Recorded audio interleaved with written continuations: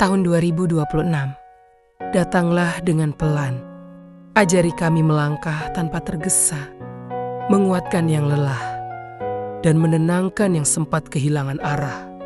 Semoga di tahun ini, yang belum tercapai menemukan jalannya, yang pernah gagal diberi kesempatan belajar, dan yang bertahan dalam diam, akhirnya dipeluk oleh hasil yang baik.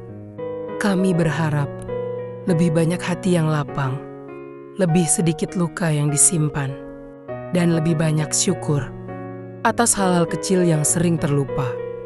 Tahun 2026, jadikan kami pribadi yang lebih sabar, lebih berani bermimpi, dan lebih ikhlas menerima apapun yang menjadi bagian dari takdir kami.